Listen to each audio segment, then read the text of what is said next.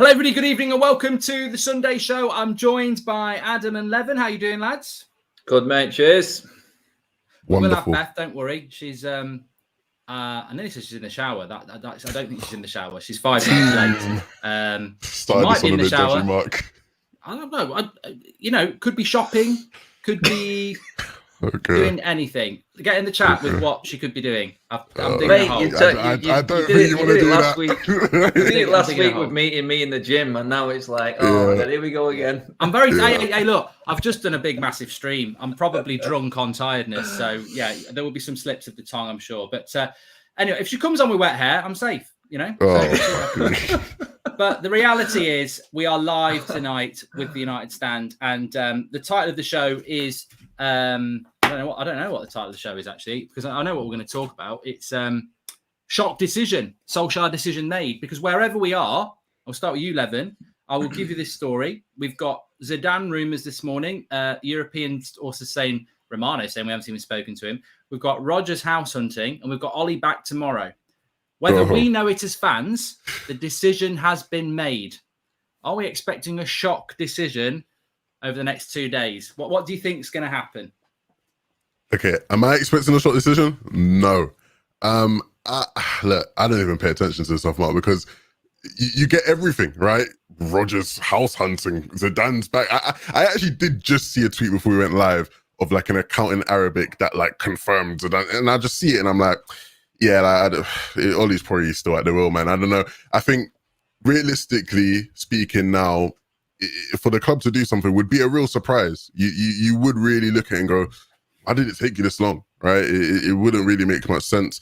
Obviously, I can sit and hope they will, but no, I'm not expecting any sort of short decision anytime soon.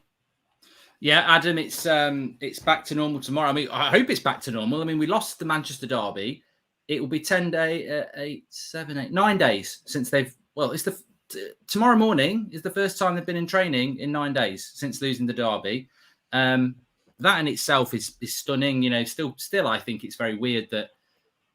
The club haven't really said anything, and it's almost like reset button tomorrow. But we've got these rumours about Zidane. There's certainly stronger rumours around Rodgers, and I want to talk about Zidane and Rodgers and our preferences a little bit later. But do you think it's just back to business as normal tomorrow and, bury it under the carpet? Being back to being miserable and poison Man United and all that. Yeah, probably true. It's like you said then. Remember last season when Ollie complained and he said, you don't have enough time in the season to get on the training ground with your players and get some training and tactics in.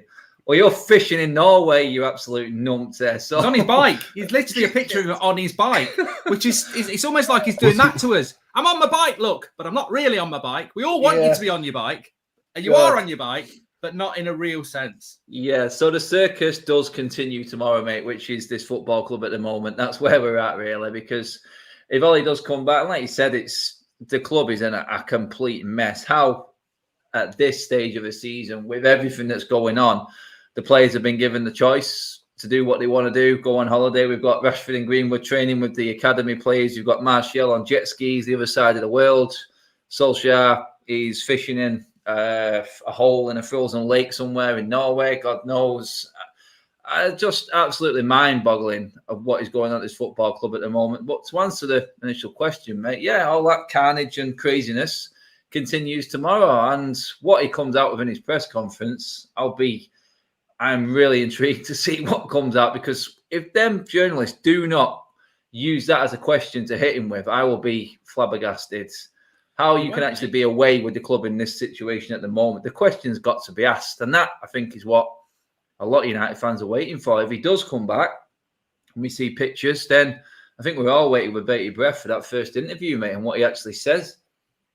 Yeah, I mean, look, I think he'll get an easy ride in the press conference, because United did that, didn't they? After the Liverpool game, he just didn't really get any tough questions. But that was the thing. Sorry, on that one, didn't he? Did he say what's the name? Didn't he? I think it was Samuel Luckhurst who said he finished his interview early because there was no further questions. When Luckhurst actually said, "Well, there was," but United just cut his shot anyway. I think, to be honest, a lot of people are saying, "Well, what's the shock decision?" You're going to get it tomorrow, and for me, United have obviously made their decision. I still hope that there will be an announcement that he's been sacked tomorrow.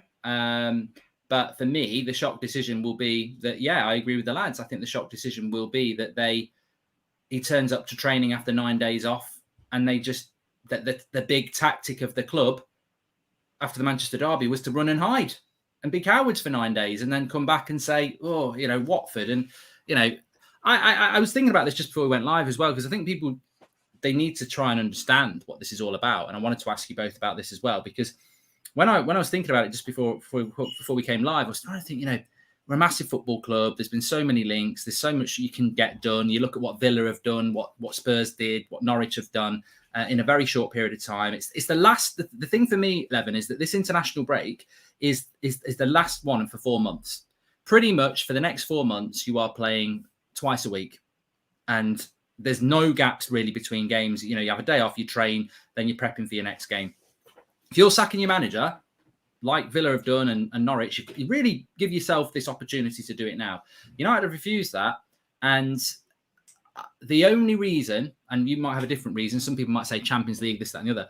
I actually think it comes down to one person. And I haven't said this before. I think it comes down to Ed Woodward.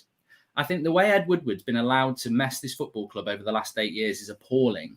And I think because he's going to go at some point, maybe Christmas, maybe when he's waiting for the Christmas party, I don't know. He doesn't want his last act to be a sacking. And I just think it's appalling, because I think that he said he was going to go last March and he's still here now in November. We're Manchester United. Like, decisions cannot be made when the CEO is still, he's having a farewell tour. Yeah, it's a weird one, because I know we talked about a couple of weeks ago, I think, about the whole not wanting his last act to be a second thing.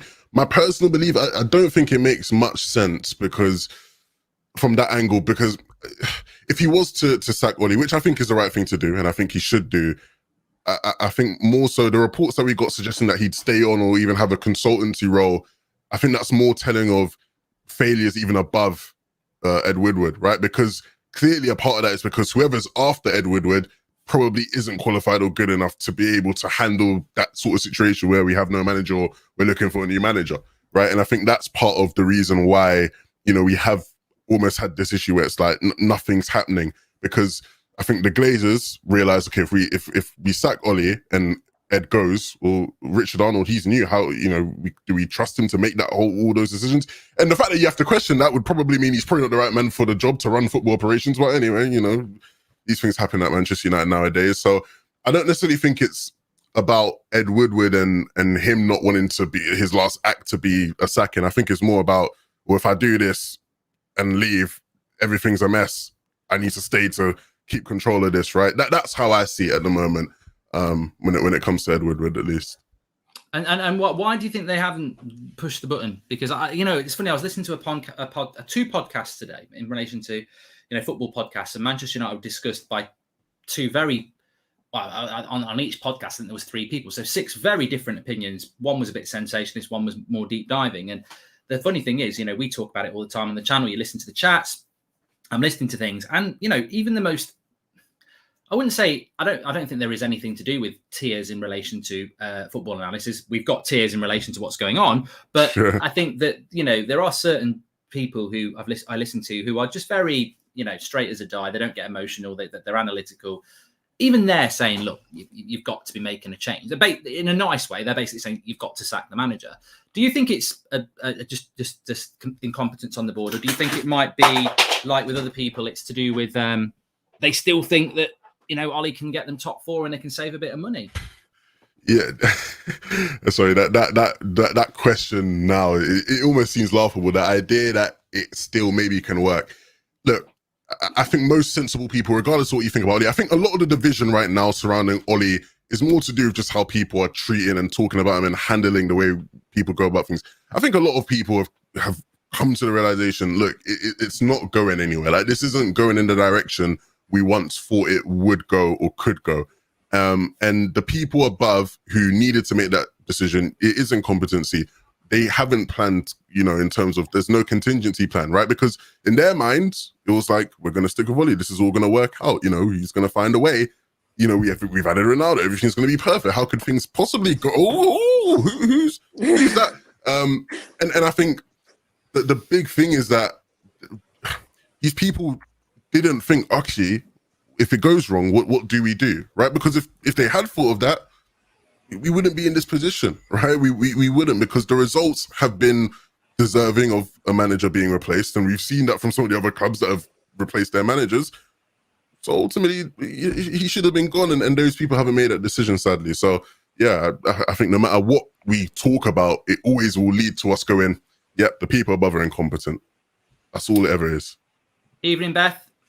Evening. I've had a right nightmare with my computer, with everything. So here I am on my phone. What is nice. No worries. At least you're here. I can't say what I was going to say because you probably you shouldn't. Yeah, you lost it, mate. You lost. Yeah. I lost the bet. Anyway, I want to move into, and Adam's just come back from Little Gap as well, is we were just talking there about, the decision's obviously been made by Manchester United, Beth, and it is a shock decision, however you look at it. We don't know what that decision is. Levin and Adam and I personally think it's going to be Ollie back training with the team tomorrow, heading into Watford. But it is 9 days of no real news. It's 9 days of no training. We're hearing this morning about Zidane. We've heard for the last week about Brendan Rodgers. Are you expecting anything other than the shock of Ollie coming back tomorrow training the team? Or do you think there's still an opportunity that they might actually do what everybody pretty much says they should do and sack the inevitable manager that is Ole Gunnar Solskjaer? Exactly. That's the biggest shock of it all. The fact that he's still in a job. Like, if you thought about the odds and a Manchester United manager at any other point of where United have been over the last God knows how many years, you would think the writing was on the wall right now. Like, that'd be the least shocking option for him to actually get sacked. So for him not to be sacked, which I don't think he will be. I think they're going to try and give him, like what we're talking about in the group chat, for the Christmas period. They're just going to try and get so many bad results out of the way until they literally have to do it. And then he is going to get sacked. And personally, I do think it'll be Brendan Rodgers that comes in and takes a Manchester United managerial role. I mean, there's rumours all the time with Manchester United, always. Every time you go on Twitter, there's a new different thing. But this Brendan Rodgers thing has really started to get going. It's really started to circulate. The more I think about it in my head, he's literally what Manchester United board would want. He's easy enough for them to go and get because he's got that clause in his contract, or even if you wait till the end of the season, he wants a job. He's going to keep the board happy. He's like a neutral character. He's someone that Manchester United would really want to get involved if Solskjaer did leave, which he is going to end up doing. There's no chance he can come back from this. And if what I'm hearing is right, that the board do think Solskjaer possibly could come back from this, then they're a lot more stupid than I thought they were. And I set my levels quite low with them then. But I do think it's inevitable that Ollie is going to get sacked. And for me, it's just frustrating, like, going to the game every week.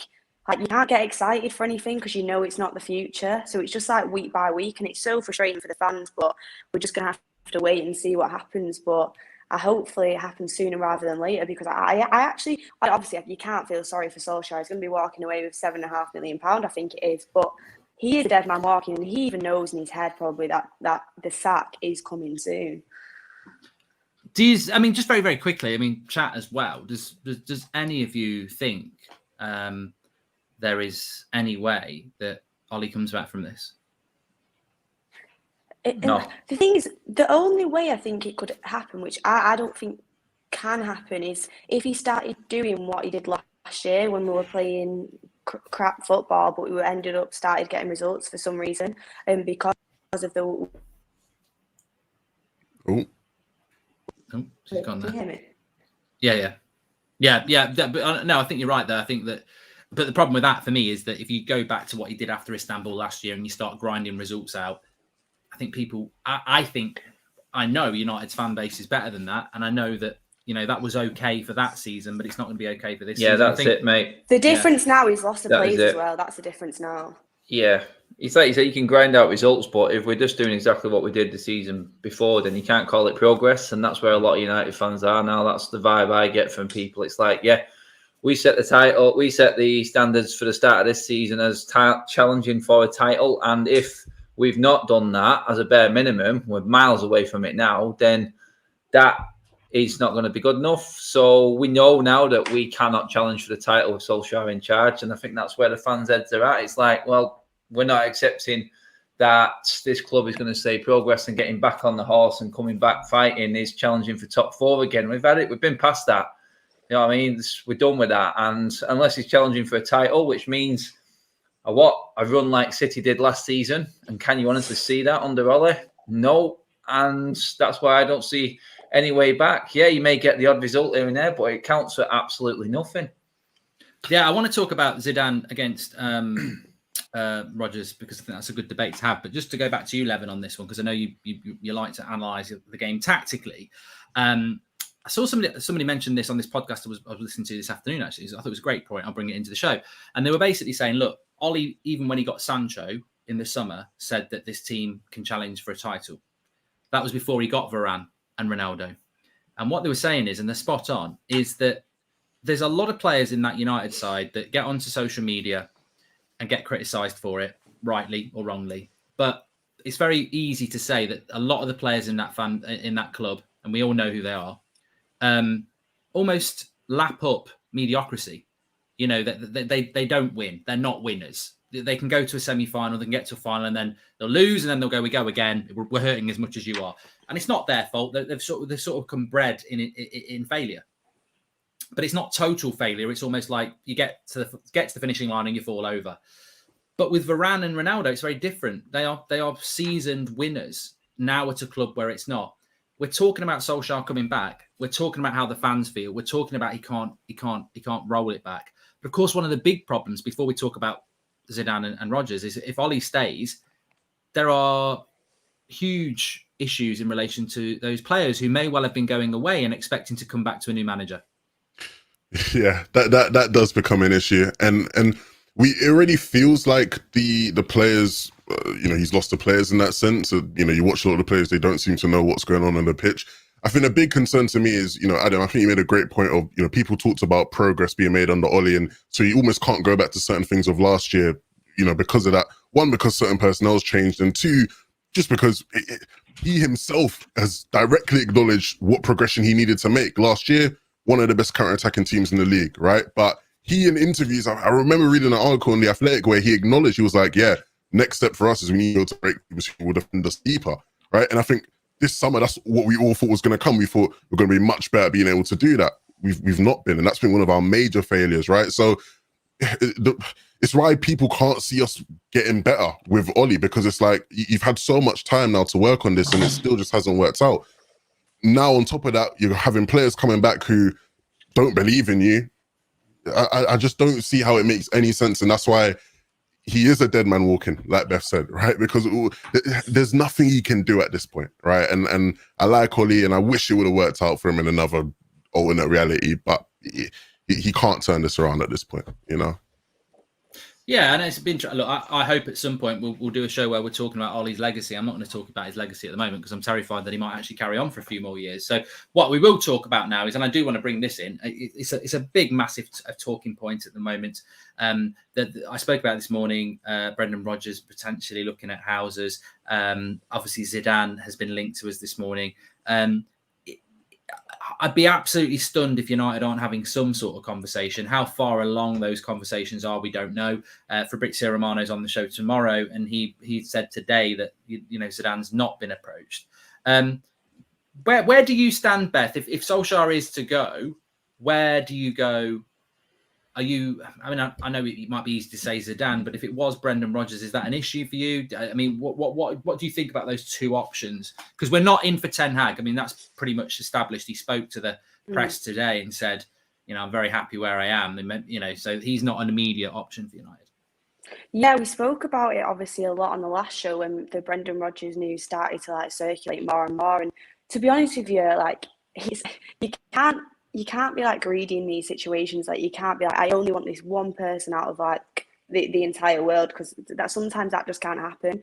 But the Zidane and Rodgers both wouldn't be my personal choices. If you're asking me to pick between the both, I'd personally go with Zidane, because I think he's more of a winner. He's proved himself a lot more in the sense of winning things. With Rodgers, it's one of them on last week's show, I do think we gave him a little bit of a hard time. We were very critical of him, and I think it's because so many people are worried that the Ollie situation is going to happen again. Like, we're going to get someone in and they're just not going to be able to hack it at Manchester United. And they're not. I mean, Rodgers has got a lot more credentials than Ollie, and I definitely think he'd do a better job with Ollie, and I think he'd be a good manager for us. I said several times before, I just don't see him as a serial winner, someone that's going to go out there and win things with Manchester United. I think he'd get us top 4 every season. I think his recruitment will be good. I think he'd play the youth, and there's a lot of things that I'd like about him. Do I see him winning, taking us to the next level, competing with City, Liverpool and Chelsea, going far in the Champions League? I'm not too sure, and I think it's people would say it's because he's not had the chance, obviously, when Steven Gerrard slipped, and then it obviously cost him winning the league with Liverpool. Since then, he's not really been able to go to a top club. He did a really good job at Celtic, and then he's obviously doing a good job at Leicester, but he's not gone to that top club. So people can't judge what he could do. It could be one of them where he comes to Manchester United, and then people are like, right, I understand why he's at Liverpool now, and he starts winning things, and he starts proving himself, and he starts getting himself into that category of the top managers, because a lot of the managers in the league respect him. I mean, City were interested in him for Pep's replacement. He is a good manager. Only 49. Yeah, exactly. He's young as well, and when he speaks about football, I respect what he says. Like, he 100% knows what he's doing, and he's a good manager. I just don't know if his ceiling is Leicester, is what I'm trying to say. I feel like that might be where he's best suited as a manager. Adam, what are your thoughts on this situation then? I mean, what one thing I don't want to give my opinion because I've given it massively, but one thing I have noticed is, in an observation point of view, is that there seems to be an issue with Rodgers because he managed Liverpool. That seems to be the thing that's clouding people's mind, because I won't have it that he's not a good tactical coach, that doesn't develop and doesn't recruit very well, and actually his success is pretty good. But the Liverpool thing seems to be the problem. Is that a big problem for you if we were to go for Rodgers? Because I think he's getting a lot of disrespect, and I think it can only be because of that. Yeah, I mean, I asked that very question to Kev when we was talking about this the other day. Kev being one of the old school United fans like myself, is that a big deal? And you know what? Back in the day when United used to be something, that would have been a big deal. But we have to be realistic about a lot of things right now. We're not top dogs anymore. The name still stands up there in history books. Yeah, fine. But right now, realistically, who are we to even be arrogant enough to say we can't take Brendan Rodgers because he was a Liverpool manager? You know what I mean? We're not on that level at the moment. And Beth touched on there, and I think we spoke about this as well with Brendan Rodgers. Has he hit his ceiling with Leicester? Is that as far as he can go? And then Levin, I brought up a point in the same show that Levin made, that Tuchel wasn't so much elite until he won that Champions League for Chelsea. I mean, before Andy was Dortmund, PSG, yeah, you can win the league with any manager. And Poch will prove that this season at PSG, I think. But I do think that Rodgers, and there's a time when a fit comes in and you don't know until it's actually there.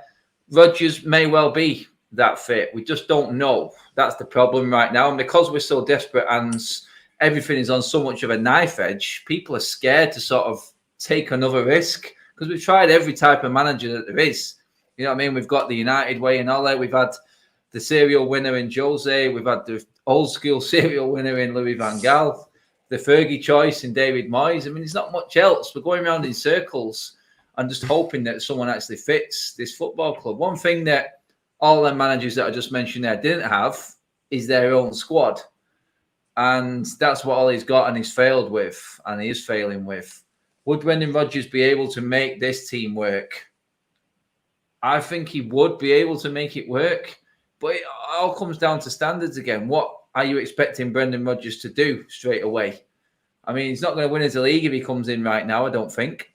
We're United fans with that. And then do we then say, right, next season we're going to judge Brendan Rodgers straight away because this team is full of superstars? And really, he's not had as much time as Ole, but he might not have picked the same players that Ollie's brought in. If he had the same amount of time, it's a difficult one. And right now we're looking for a quick fix. And I just don't think there's a quick fix out there because, for one, the squad is a mess. Yeah, it's full of brilliant players, but the unrest within the squad that we all know is there, is quite clear, is a massive job for Rene. manager. And I think I said to Beth on the show the other day when we were discussing Rodgers, is there a case that Rodgers is just letting United implode and then probably step in just to pick up the pieces, just to give himself a chance? Because starting there is a lot easier than starting here now. And the manager's looking in, he's got to go, whoa, hang on a minute. This is a ship that's missing a lot of key elements here, and we're not going to get all the way across. It's a rocky road that you're getting on now as a manager at Manchester United, coming into where we are. Because, like I said, there's so many things going on. Like, who's leaving in January? The goalkeeper situation, Ronaldo, the egos. Someone might come in and not want a Ronaldo type of player in their squad or in their starting lineup. It's a big job. And that's where I understand people's concerns with Rodgers coming in. But then again, you just do not know. It may fit perfectly. He's got the tactical now, so I do believe that, like you said, Mark. And has he been... He's not going to get any money to spend. I think we know that anyway. But is he going to be able to get more out of this squad that's here now? This season, no. I don't think anyone would. It's going to take time. And unfortunately, a lot of the fan base are thinking we've had enough of this already. And any manager coming in, it must be thinking on these lines of like, what am I walking into? Because it is a sort of poison chalice sort of job right now. And it's going to take. We've said it every time the managerial jobs come up for United. It's the biggest decision in the club's history. Right now with this squad, it has to be the biggest job in world football and probably the hardest job in world football right now, I think, for any manager coming into this the way it is. Apparently, Ollie's back at Carrington. I don't know how true that is, but you know, if he's back, isn't he? That's what's going to happen. And I don't think any of us predicted that anything else was going to happen tomorrow. But it is shocking in itself. It's a shocking decision. Levin, I mean, where do you sit on this? You know, Zidane and sort of Rodgers thing. If they are the two managers that United are speaking to, Adam made a good point there, and we've mentioned it before that we've tried almost everything. We haven't tried the sort of manager that's certainly attacking. We haven't tried an attacking coach yet. Look, this is where I stand on it. I want to say I do think a lot of it just depends on you as a fan, what you want, right? Because, for example, I know a lot of fans who are desperate to win now, and so they want a manager who they think will come in and win now. I know some people like myself who are quite patient, right? I'm fine with maybe someone who is like a Ten Hag who maybe wouldn't come in and win straight away, but long term maybe that works out to be a lot better. It all depends on what you want. Look, I think of the two options, Zidane probably is the better one in terms of winning now because he's shown he can do that at the higher level. Look, I'm not somebody who underrates, you know, Brendan Rodgers. I spoke highly of Brendan Rodgers last week. I'll continue to speak highly of him. I do think he's a good manager. Do I necessarily think he's a perfect fit for Manchester United? I think the fact that already, without him having the job, so many people are split on him is already just a big red flag, right? Like you're getting people saying Rodgers out before he's even gotten the job. That to me is a big red flag. And as a fan, I want to avoid that, right? I'm tired of having Ollie in versus Ollie out debates. I don't want to have to do that with Rodgers the second he comes into the job, if he was to. With Zidane, though, I think, you know, you would have someone who you'd expect him to come in and he probably has the best chance of winning something now, which I think a lot of fans want. Look, I'm not of this. Maybe this is just like the basketball fan in me talking because, you know, some people know I follow the NBA, I follow basketball. I'm not of this belief that whoever we bring in, we have to necessarily think about them in terms of, okay, can they stay in the job for 20 years? Like, I don't really think that's how people should look at it. I think if you're looking for that, you're going to spend a long time looking for that. You know, I think you look at the squad right now, purely because of Ronaldo, I think you just have to go for the win now, right? I think having Ronaldo in your squad, if you're the people above, you have to be thinking, okay, we have Cristiano Ronaldo. Yeah, he's great. He's not necessarily going to be here for the next 7 years or something. He's going to be here for the next 3-4 years. Let's win now. How do we do that? They probably should have just went out and got Conte, but who's the next best win now manager? Probably Zidane if we can get him. So let's go out and try and get Zidane. Brendan Rodgers, I do think would be good though. I think Brendan Rodgers would be a good manager in terms of what I've seen him do with Leicester. Even though this squad, I think, is very messy in certain areas. Yeah, like Adam alluded to, it's got great players, but it's not the most well-built squad. I do think Brendan Rodgers would actually be able to get a tune out of this squad if you were to give him that chance. But I just think there's so many problems that would come with him in terms of just fan reaction and certain egos within the squad and whether players would really adhere to that. The type of football Brendan Rodgers wants to play is far from the football we currently play, right?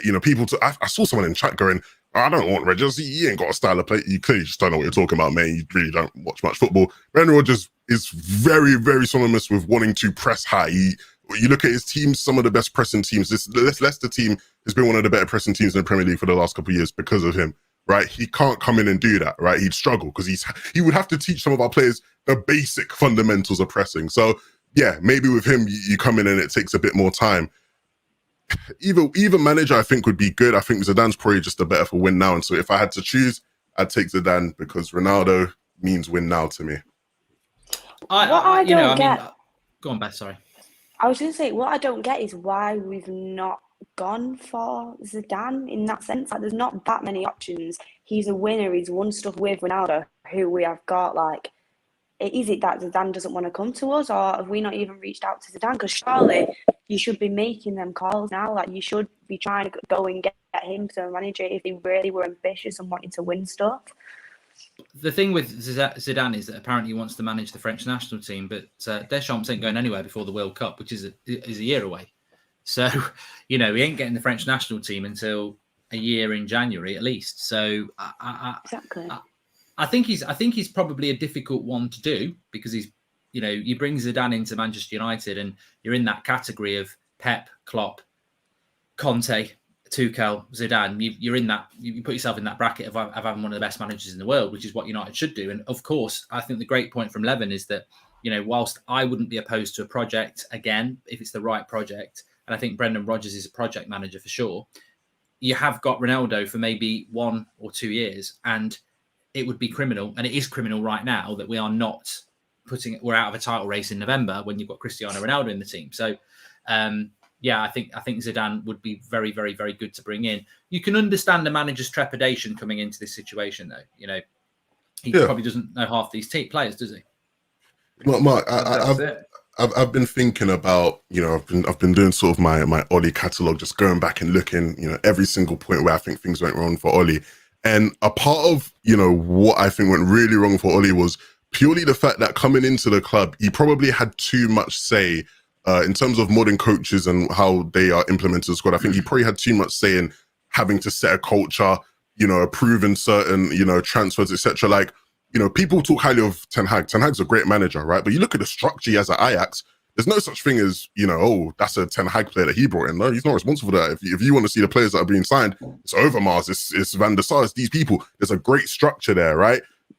I've said this before, I'll say it again. I think any manager you bring in, no matter how good they are, coming in, you're going to have an issue because the people above you, they ain't really got a great footballing idea. They ain't really got a direction and a strategy that is proven to be effective and work. And so maybe you do bring in a manager who's great like Ten Hag, who's done good, but if he doesn't have a good structure the way he has had at Ajax, things might not work because instead of just being able to focus on coaching, which is his strength, he has to worry about a bunch of other things that he had really competent people before to do for him. And I think maybe you'd have the same problem with Brendan Rodgers because as much as Rodgers has been great at Leicester, it's fair to say Leicester seem to have, really good owners who are in tune with the club, right? The people above him seem to be very, their scouts are excellent, right? So, regardless of who you bring in, they might be a great manager, they might be great tactically, it still just might not work, right? Our club is really a mess beyond just the manager right now. Adam, I know you were going to jump in. Adam, can I just add you this and then you can add it to what you were going to say as well? I mean, because Levin's made a great point, which is what he sort of took from what I was saying and developed it really well, is that, you can understand that trepidation from a manager coming in because they've worked with teams above them at Real Madrid and Leicester and it's benefited them. And at United, we already know this massive issue. And there was a story today about Brendan Rodgers that if he did come in, he's not getting any money in January. And we go back to this issue of the Glazers again, don't we? You can have the job, but the squad's good enough, and we're not giving you any money, and that managers have to look out their reputation as well. Exactly that, mate. I mean, in one way, you could look at that and go, well, maybe if we don't bring anyone in, as talking as a manager, looking at United right now, if we don't bring anyone in, then really I could just say, look, that's my get out of jail card. This isn't my squad. This isn't my team. I'm just doing the best with what I've been thrown into. So you could say that's the sort of get out of jail for them a little bit. But one thing another manager coming in wouldn't do is give the players the option of either staying behind and training for a week or going on holiday. I said this on last night's show to Jay and Kev. I just said, just let this sink into your head. A Manchester United manager has given the squad the option at this crucial time of the season where they should go. You can either go on holiday like Martial, jet skiing, or you can stay behind like Greenwood and Rashford and start training with the youth team squad. That alone is what this manager is walking into right now, which is a split squad. Because we know now that there are players in this squad that don't give a toss, and there's players in this squad that are thinking, the writing's on the wall here. Maybe I should be looking like I am, trying to make an effort. It's like almost like United and Ollie have just said, look, let's just test out where this squad is and say, look, it's your choice.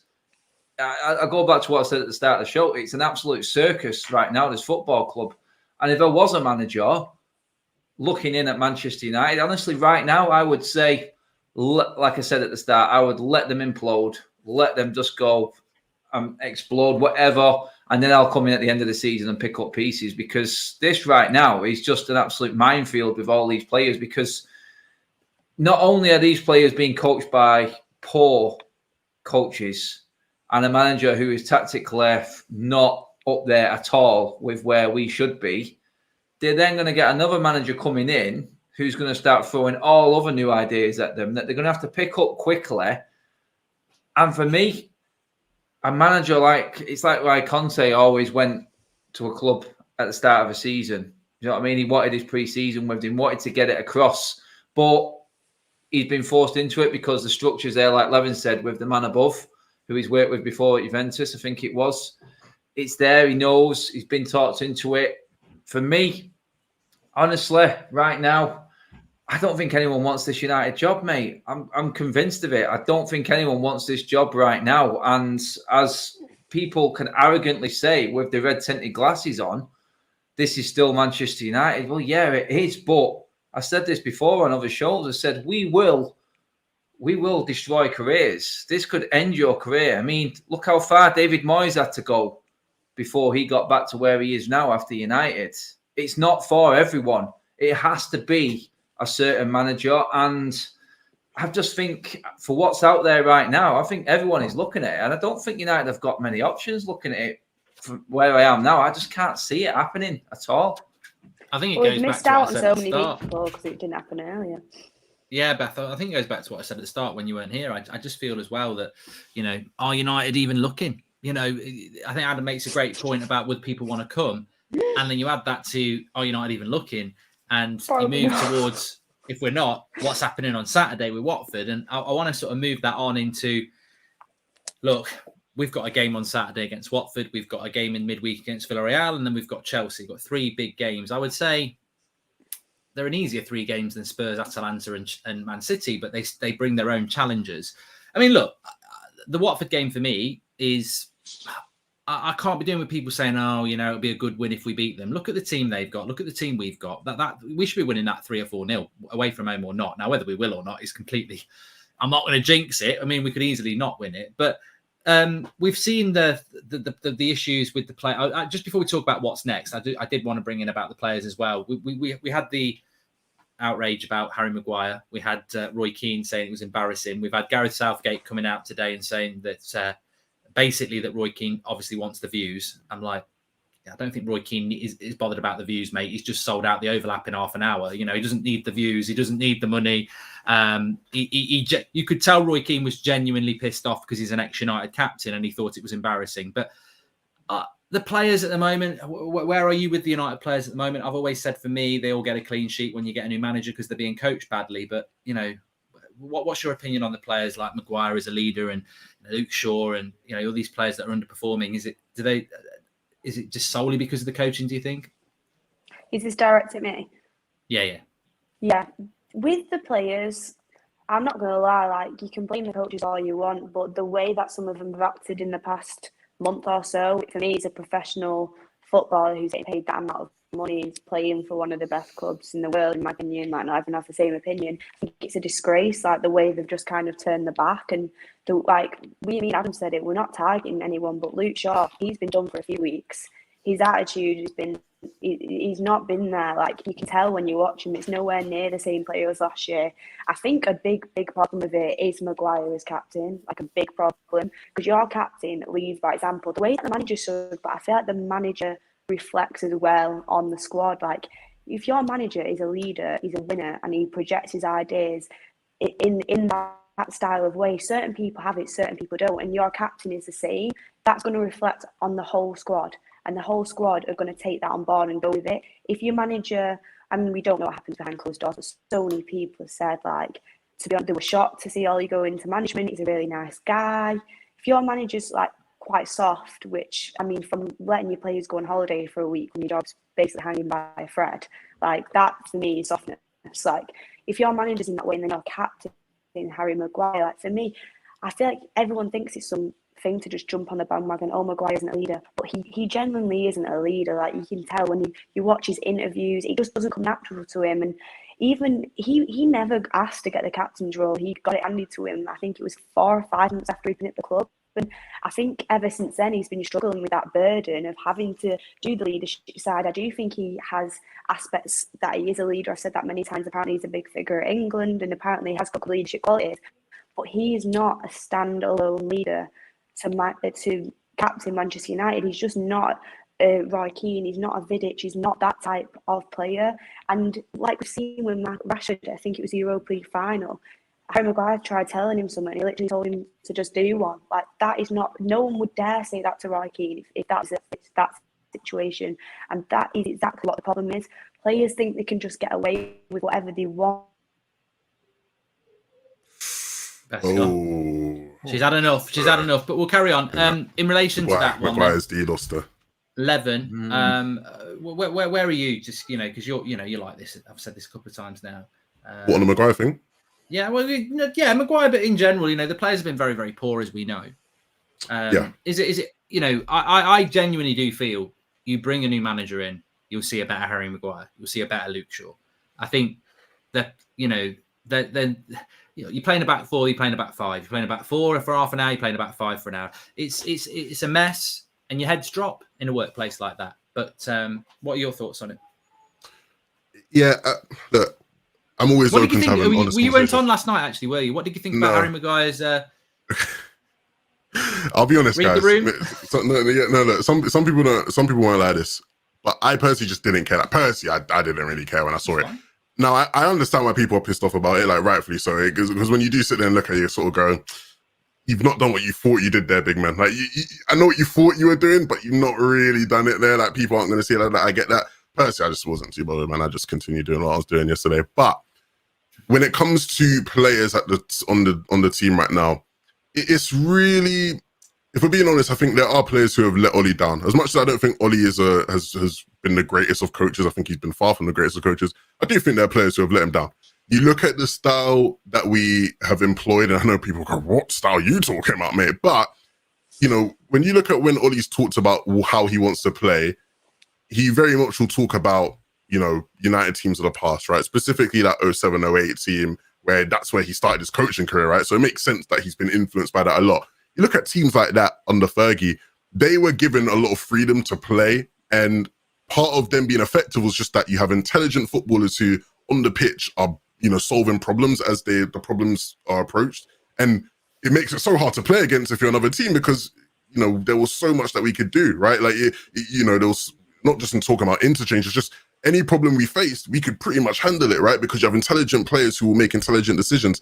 Sometimes I watch our players and I go, maybe this would work if some of the players maybe were a bit more switched on, right? If they were more intelligent per se. And I look at certain players and I go, I don't get that, because I don't think you're bad and I don't think you're dumb. So what is it? You're playing for Manchester United, you're playing in the Premier League. Switch on. I've seen you be better than this before. And Maguire is definitely one of them. Luke Shaw is definitely one of them. I think you can say about almost every player on our team so far this season at some point. So, yeah, I do think there's something to be said about players letting Ollie down. A new manager comes in, you probably improved it. And I think a new manager coming in will be so helpful for certain aspects of the squad in terms of just a fresh start for people. Some people just need that. Even the holiday thing is very telling, right? Where you have some players who just want to go on holiday, right? Or you have some players who actually just want to stay back and train, right? That is just telling of the mindset, right? The ideal situation for the break thing, even though, the break thing, I know a lot of people don't like it. If the break thing happened and all the non-internationals stayed back to train, that would tell me, you know what, yeah, the players, they're not happy and they want to work harder, right? But the fact that a couple of people just said, man, let me just enjoy this weekend, it just showed you how, the squad isn't united right now. There's not that cohesion there. People don't have that mutual understanding of, nah, man, we ain't been good enough. We got to work. You're going to where? You better come to the under-23s, bro. There's none of that. So a new manager coming in, you at least have that mental reset where people can go, all right, look, my spot's not safe. I need to impress the new gaffer. Bruv, Zidane ain't been watching me the past year. He don't know me, so I got to make sure I'm on top, right? Whoever it is, Brendan Rodgers, he don't really know me like that. I got to make sure I come in and I'm good for him. So, yeah, players, I think, have let Ollie down to some extent. Of course, you can blame both sides for different things, but yeah, I think it would be a good thing if, Yeah, on that players letting Ollie down, it's like you mentioned there, it's like Beth said, and you said Denlevin, it was like the Shaws, the Maguires. Well, drop them. Take them out of the team then. You know what I mean? There's a reason why these players have gone abroad and some are staying behind, because the players that have gone abroad know it doesn't matter what they do on the training ground, doesn't matter what they do when they're picked for the team eventually. When it comes to the crunch, this manager is not going to pick them for the big games. And that's why the rumour mill of the players that are going abroad, the players that are supposedly wanting out of the club are the ones that are off skis on jet skis in the sun. So Ollie has sort of dug himself his own hole with the players. I do agree. Look, for a bit of self-pride, do try a little bit harder. But then again, it's like the likes of Bruno right now. Man, the guy's running around like a headless chicken with no direction. You can put all the effort in the world, but if you've got no direction of tactics and no plan, then it doesn't matter who you are. You can be Ronaldinho, Lionel Messi. It's not going to work for you unless there is a plan and there's the direction coming from the training ground, which there clearly is not. And for me, it says everything you need to know about the players right now. And like Levin said, then the split squad. The players that are out on holiday are the ones that we know really don't stand the chance of being picked for the starting lineup as soon as the weekend comes. Ollie's led this division, though, by the way he's handled the squad. Like the way Ollie's handled the squad, he's led the division. He's kind of shot himself in the foot. Like, it's going to come back to bite you at some point because you need all of these players on your side. A team, as he said numerous times, you need everyone to be part of that team and feel like they're part of the project. That hasn't happened. I mean, even like, you can say players need dropping 100%. If players aren't performing, drop them. But there's also players that deserve to at least have a chance or have a role in the squad or in the team, and that's how you get that unity as a team. But Ollie's completely shot himself in the foot, and he's basically excluded half of these players. But so what do you expect Mark, on that today when you come under fire? On that, Mark, it's like you said then. What was it a couple of months ago when Ollie came out when Ronaldo was dropped against Everton, and he says, "I'm the manager. I know best. I know better than you, the experts," talking to a journalist, when to bring these players in. I need every single player ready. When the crunch time comes, we retired the back end of last season. So when this season comes to an end, we need everyone ready to go. He's lost half the squad already, mate. That was a complete lie. It was a load of bollocks. He was talking about winning the league at the start of the season. Now there's no mention. I don't know who this Yunus Mohammed is. If someone wants to know, tell us the Twitter feed. They'll get the biggest shout out they've ever had. I've never heard of them, so that probably shows you that they're not. I need to have a look at their Twitter account to tell if they're credible or not, but I would err on the side of caution because I don't know who it is. But I know who Mohamed Bahafsi is, and it doesn't sound like that's him. But in relation to Ollie, one of the things that amazes me is that, look, he's got to go. We all know he's got to go. Everybody knows he's got to go. But he's acted, I don't know what the word is, arrogantly, stubbornly, stupidly, naively, innocently, whatever. If he had, at any time since the Villa loss, decided to go, you know what, Bruno, you're out the team, I'm giving Lingard a start. McTominay, you're out the team, I'm going to try Donny next to Fred. Luke Shaw, you're out the team, I'm going to try Telles. Or, you know, I'm going to play Cavani. You know, if he'd have done the things that the fans go on about all the time, he'd have actually given himself a few more brownie points. But he hasn't. We've been crap since Villa, and he's stuck with the same players. And it's like, you know, you've not even done anything that could.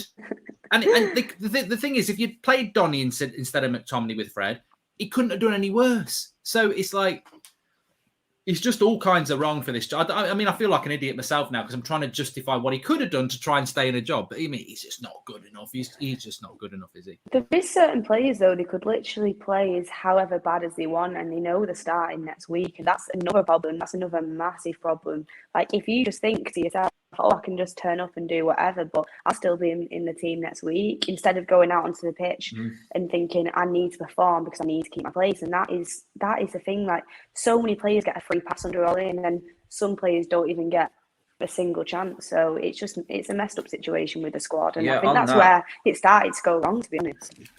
Yeah, on that, Beth, as well. Sorry, Levin, mate, quickly. It's like in terms of Ollie doing things that everyone can see he should be doing, it's like, I know a team that if we were playing Liverpool again, say this weekend, Ollie will put out on the pitch. And in terms of how we're playing right now, I changed 7 of them players, even in the 4-2-3-1. I changed 7 of that starting lineup just by how they're playing right now, form-wise, and how I know the other players would benefit us. I changed 7 players within that team, what I know Ollie is going to pick. And the fact that he is so stubborn with what he reverts back to is why he's in this situation right now, because he's lost the players that he says he needs ready to come in and be fresh towards the back end of the season when he needs them. They're not on his side at all. It's like Eric Bailly kept him in a job in that Atalanta game, in my opinion, and he's a whipping boy as soon as things start going wrong against there. So Eric Bailly right now is thinking, please get sacked so I don't have to leave this club, because he loves it at United. But He does. If Ollie's still here, then I don't see Eric Bailly being at this club next season. But the funny thing as well is that if we make it January, Lingard wants to go in January, and Donny wants to go in January, and Pogba will start kicking his moves in January. So there's 3 players in January that are going to cause you a problem.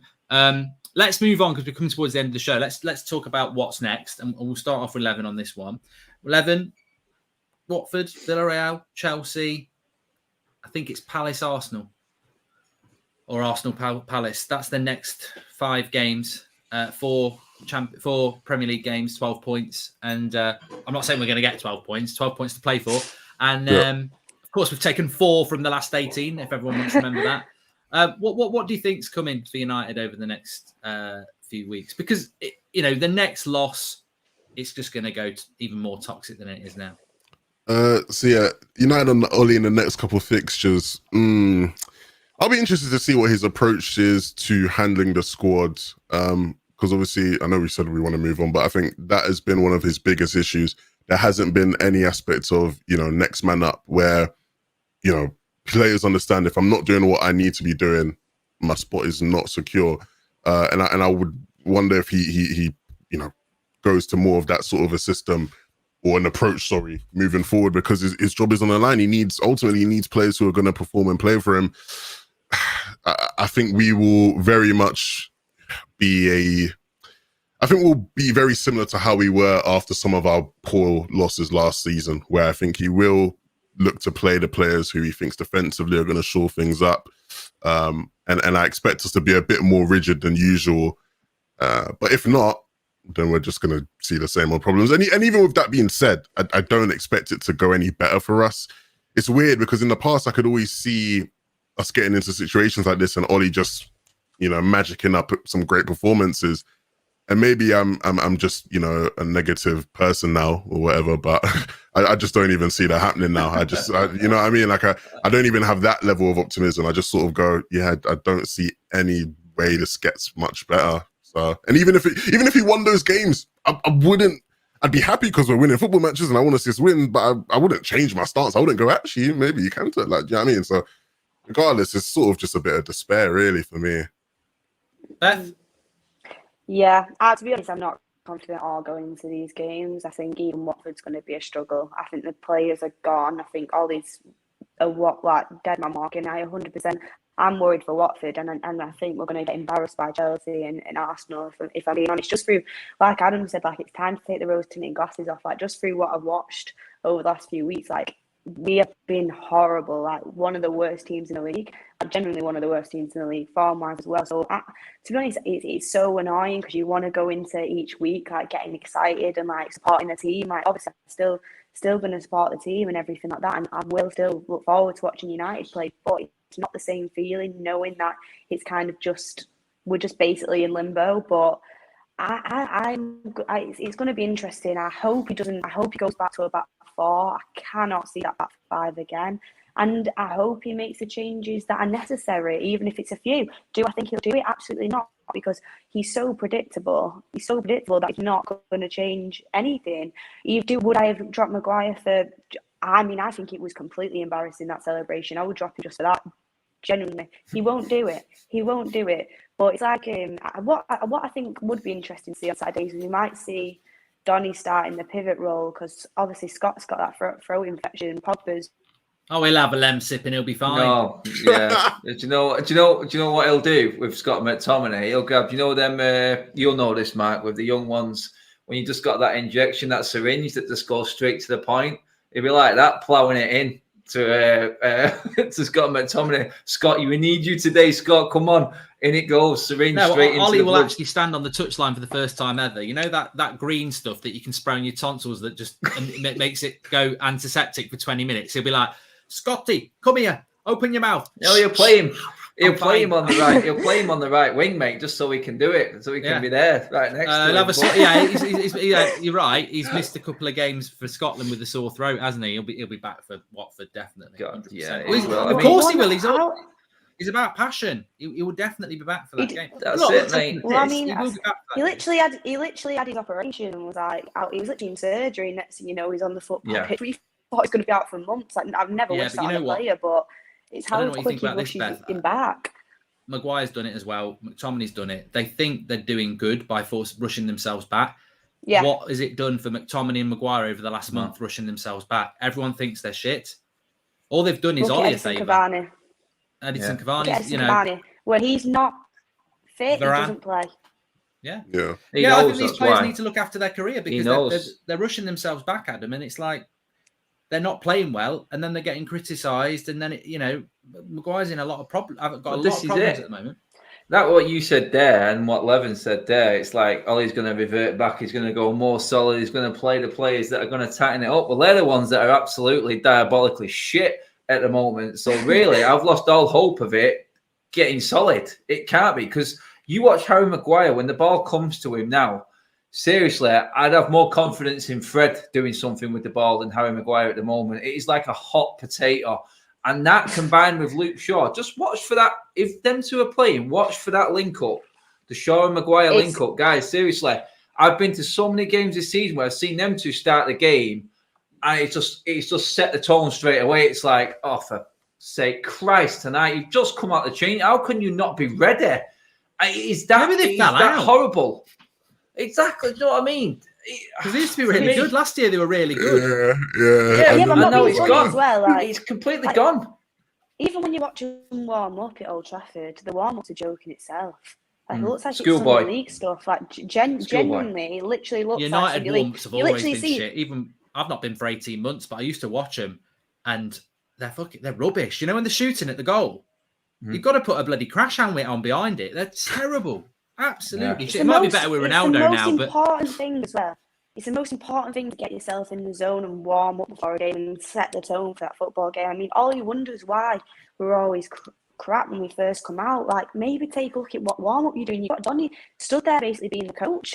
Like, it's so laughable. Like, everything in that football club at the moment is laughable, and it's like a responsible manager who actually, like, if you cared about your players and you want to get the best out of them, you would have gone to Maguire. You don't want to strip him of the captaincy, but you just would have gone for him. Like, Harry, with everything that's going on at the minute, to be, like, you're not playing very well. Like, you need to get yourself back in the zone. You need to take some games off, and I want you to come back to your best self. It's all you needed to do. Give him a few games out. Not happening. I mean, that's what I would say. See this. It's like I look at these next few games now, and it's like I've been getting some results right recently because I've just been looking at it with my head instead of my heart. Yeah. Because I've seen it. I'm judging it off what I've seen, and I look at Palace, good team, playing decent football. Arsenal have turned it around. These games I'm scared for. I'm not even getting into Chelsea. Petrified for that one. Chelsea's a bonus point if we can get a 0-0. Yeah, and you're looking at Watford there, and I'm going. He's already said we're going out, we're attacking against Watford because we're brave Man United. Yeah, well done. Relegation for the team. Now you decide to go attacking. I think that's dangerous for us. I think quick that's on the dangerous break. for us. Watford against Arsenal weren't too bad, to be fair. Dennis and Sarr, they're fast. Yeah. Ranieri's, he coaches decent. Yeah, he's got the defending- pizza ready. He's got the oven pizza, and you know what I mean. He's got the pizzas ready. Ranieri, he's ready for a big celebration. I tell you what though, just Mad how far we've fallen. Beth, that's exactly what I was going to say. I saw something today on Twitter, and it was the 10 best games of the last decade. So going back to 2001. And they listed them off, and they had like the Germany-Brazil game in the World Cup in Brazil, where it was 7-1 or something like that. Yeah. I think they had Spurs, City 4-3. I could remember. I was looking through. I was going, yeah. And then I looked through the 10. I was like, there's no United game there. And then I thought, well, since Sir Alex Ferguson's retired, which is coming up for 9 years, how many brilliant games have we played? Like brilliant games. And I was like, I can't. PSG away was good last season. Moments. That was a good game, to be fair. I can't, but not only Ollie, going back to Moyes, Van Gaal, Mourinho, I couldn't think of like 5 really good games in 9 years for United. I thought that, and yet that's our identity. That's what United are. It's like Champions League night, big Champions League nights. Like, say goodbye to them. Because we've not had any, apart from PSG, them 2 games against PSG. That's all we've had, really.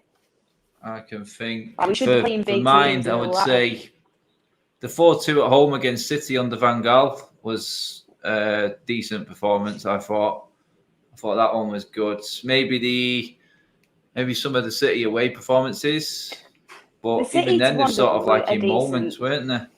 They were smash and grabs. Yeah. We played really well against under Van. I mean, Van Gaal's probably done. Van Gaal probably did the best performances actually, because we went away to Anfield once, and I can't remember. I don't think it was Wanfield. I think it was another game, and we absolutely. I don't know whether it ended in a draw or we won. It was definitely Van Gaal, and we just played them off the park. We were brilliant the whole game, and I think we either drew or we won. But we didn't score as many as we should have done. It might have been Wanfield. But the whole 90 minutes at Anfield, I remember I was being nervous because I was like, we should be winning 3 or 4-0. And we did get the result, but we were so good. We kept the ball, we dominated them, and it was really, really, really good performance. You don't have to win 4-0, Adam, do you? No, I mean that result you're talking about there, mate, that was off the back of that good run Van Gaal had when we beat City 4-2, we beat Liverpool 2-1. I think we went to Stamford Bridge, and that's when the rot started. We had 70% possession, and Chelsea scored with Eden Hazard for Mourinho. And then we went downhill from there. That was when it started to really hit us. But that run of form there, it looked like we actually had something going. It looked like we had a plan. I can't remember. Yeah, I can't remember past that anything. I really can't. I think Van Gaal won twice. I don't think it was Wanfield. Someone said we did it in 2016 with a goal from Rooney 1-0, but we definitely went to Anfield under Van Gaal, and it's one of the best performances I've seen since Sir Alex Ferguson retired, and there's not been many better. Yeah, do you know what? On that one, I think it may be that one, because the first half of that one we were awesome, mate, and then Gerrard came on and got the red card straight away, didn't he? And totally overshadowed the performance. Gone in 60 seconds. Might have been that one. To be honest, I was very glad that Van Gaal got the sack, but I do have had many arguments with people. I'm pretty sure Ricky liked him as well. It's like, I loved him. He was gone too soon. I think what happened with Van Gaal, when he first came into the club, he wanted to play a certain way. He played Leicester, and he just went defensive after that. He did. The thing is, though, it's mad because we're at that time now where we're actually looking back at past managers and thinking, oh well, these past managers, but I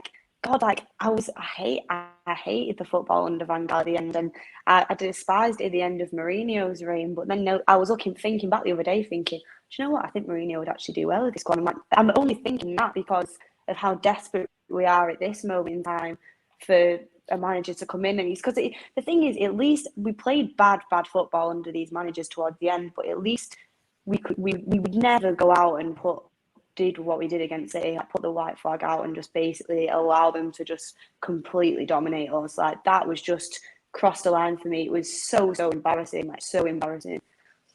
Levin, how low would you go? I've had people saying to me this week, would you take Warnock over Ollie? Oh, God. I mean, look, Ollie's a bad coach. How low are you going here? Because I mean, obviously, Rodgers, Zidane, definitely. You know, I don't want Mourinho back. I don't want Moyes back, but I definitely take him over Ollie. I mean, how low would you, just as a bit of end of show Levin on the spot, how low would you go to replace Ollie? You know, how low do you think Ollie is as a coach? Is there anyone in the Premier League you wouldn't take over Ollie to start off with? Anyone in the Premier League I wouldn't take over Ollie. Sean Dyche. Nah, man, he coaches a very well-structured Burnley team. You know, that Burnley team is a very well-structured, and there's a couple stereotypes that they fall into, but they actually play some okay football. Well, yeah, we can't even say that he plays worse football than us because our football's pretty abhorrent. I don't think there is anyone in the Premier League I wouldn't take over Ollie. Nah, I wouldn't have taken. I wouldn't have taken some managers, but they've been sacked. To be fair, now, so like, I wouldn't have taken Dean Smith. I wouldn't have taken. Dean Daniel Smith's better than Farke. Ollie. Beat him. But I don't think Dean Smith's a good manager. So Steve Bruce. Neither.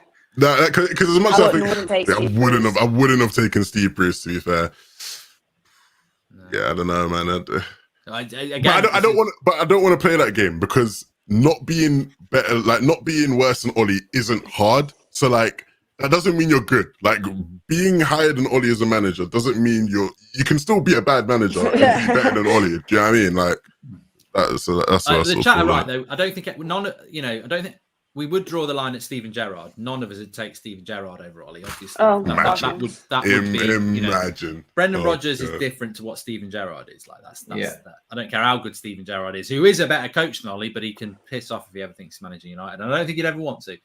Anyway, look, it's been a cracking show. We can talk and talk. Sorry, Beth, go on. I forgot what I was going to say now. Go. Yeah. No worries. Fair Well, enough. look, thanks everyone for watching. Fasten your seatbelts. It's probably going to be Ollie press conference and smiling and everything tomorrow in the photos. I still hope that we might get a big announcement in the morning. I'm probably banging my head against that brick wall, but I still hope that something could happen, but we'll have to wait and see. But thanks for coming on, Adam. Yeah, anytime, mate. No problem. Cheers for having us. Big up, Levin. Thank you, pal. Thank you for having me. Have a good night, everyone. And thanks, Beth, for coming on.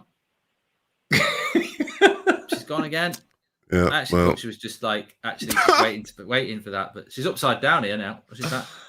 Honestly, Cheers, I've yeah. had such a nightmare. Just My say laptop goodbye. My laptop's not. Goodbye, Beth. Are you here? I've Goodbye. got to say bye. Yeah. Say Beth, babe, say bye before you freeze again. Honestly, my laptop's not charging. Like I'm extremely concerned.